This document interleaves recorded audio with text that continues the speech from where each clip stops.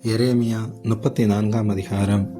Babylon ராஜாவாகிய நேபுகாத்நேச்சாரும் அவனுடைய சர்வசேனையும் அவன் ஆளுகைக்குட்பட்ட பூமியின் சகல ராஜ்யங்களும் சகல ஜனங்களும் எருசலேமுக்கும் அதை சேர்ந்த சகல பட்டணங்களுக்கும் விரோதமாக யுத்தம் பண்ணுகையில் எரேமியாவுக்கு கர்த்தரால் உண்டான வார்த்தை: இஸ்ரவேலின் தேவனாகிய கர்த்தர் உரைக்கிறது என்னவென்றால், நீ போய் யூதாவின் ராஜாவாகிய சிதேக்கியாவின் இடத்தில் பேசி அவனுக்கு சொல்ல வேண்டியது: இதோ, நான் இந்த நகரத்தை பாபிலோன் ராஜாவின் கையில் ஒப்பு கொடுக்கிறேன்.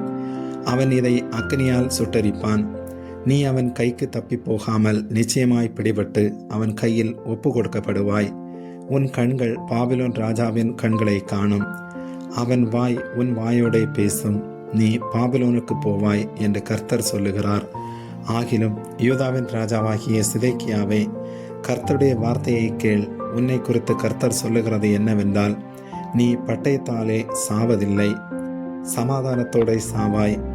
உனக்கு முன்னிருந்த ராஜாக்களாகிய உன் பிதாக்களின் நிமித்தம் கந்த வர்க்கங்களை கொளுத்தினது போல உன் நிமித்தமும் கொளுத்தி, ஐயோ ஆண்டவனே என்று சொல்லி உனக்காக புலம்புவார்கள். இது நான் சொன்ன வார்த்தை என்று கர்த்தர் உரைத்தார் என்று சொல் என்றார். இந்த வார்த்தைகளை எல்லாம் தீர்க்கதரிசியாகிய எரேமியா எருசலேமிலே யூதாவின் ராஜாவாகிய சிதேக்கியாவினிடத்தில் சொன்னான். அப்பொழுது பாபிலோன் ராஜாவின் சேனைகள் எருசலேமுக்கு விரோதமாகவும் யூதாவின் எல்லா பட்டணங்களிலும் மீந்த பட்டணங்களாகிய லாகீசுக்கும் அசேக்காவுக்கும் விரோதமாகவும் யுத்தம் பண்ணி கொண்டிருந்தது. யூதாவின் அரணிப்பான பட்டணங்களில் இவைகளே மீந்திருந்தவைகள். ஒருவனும் யூத ஜாதியானாகிய தன் சகோதரனை அடிமை கொள்ளாதபடிக்கு அவனவன் எபிரேனாகிய தன் வேலைக்காரனையும் எபிரேகிய ஸ்திரீயாகிய தன் வேலைக்காரியையும் சுயாதீனராக அனுப்பிவிட வேண்டுமென்று அவர்களுக்கு விடுதலையை கூறும்படி ராஜாவாகிய சிதேக்கியா எருசலேமில் இருக்கிற எல்லா ஜனத்தோடும் உடன்படிக்கை பண்ணின பின்பு எரேமியாவுக்கு கர்த்தரால் வார்த்தை உண்டாயிற்று: ஒவ்வொருவனும் தன் வேலைக்காரனையும் தன் வேலைக்காரியையும் இனி அடிமை கொள்ளாதபடிக்கு சுயாதீனராக அனுப்பிவிட வேண்டும் என்று உடன்படிக்கைக்கு உட்பட்ட எல்லா பிரபுக்களும் எல்லா ஜனங்களும் கேட்டபோது செவி கொடுத்து அவர்களை அனுப்பிவிட்டார்கள்.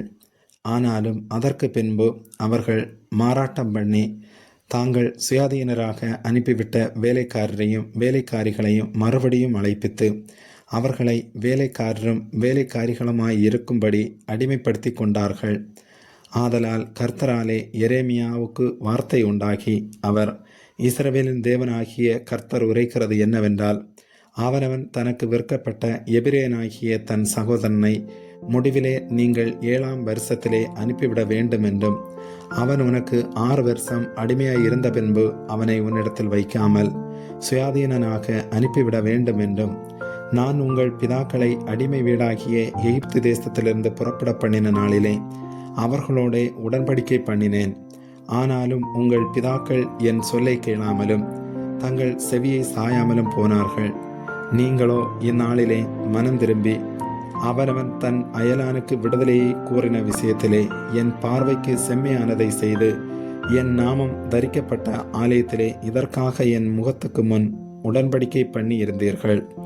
ஆனாலும் நீங்கள் மாறாட்டம் பண்ணி என் நாமத்தை பரிசுத்த குறைச்சலாக்கி நீங்கள் அவனவன் விடுதலையாகவும் சுயாதீனராகவும் அனுப்பிவிட்ட தன் வேலைக்காரனையும் தன் வேலைக்காரியையும் திரும்ப அழைத்து வந்து அவர்களை உங்களுக்கு வேலைக்காரரும் வேலைக்காரிகளுமாய் இருக்கும்படி அடிமைப்படுத்தினீர்கள்.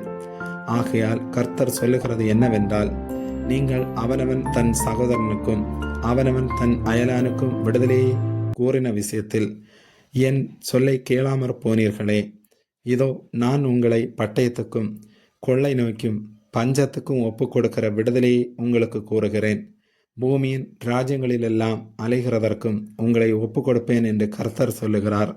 என் முகத்துக்கு முன் பண்ணின உடன்படிக்கையின் வார்த்தைகளை நிறைவேற்றாமல் என் உடன்படிக்கையை மீறின மனுஷரை நான் துண்டங்களின் நடுவாக கடந்து போகும்படி அவர்களை 2ஆக துண்டித்த கன்றுக்குட்டியைப் போல் ஆக்குவேன்.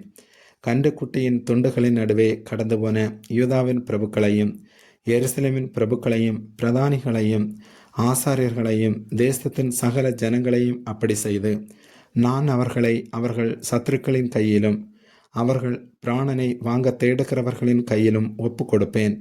அவர்களுடைய பிரேதம் ஆகாயத்தின் பறவைகளுக்கும் பூமியின் மிருகங்களுக்கும் இரையாகும்.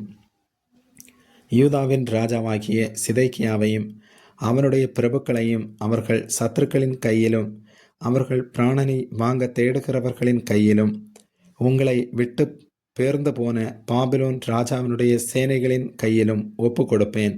இதோ, நான் கட்டளை கொடுத்து அவர்களை இந்த நகரத்துக்கு திரும்ப பண்ணுவேன். அவர்கள் அதற்கு விரோதமாக யுத்தம் பண்ணி அதை பிடித்து அதை அக்கினியால் சுட்டரிப்பார்கள்.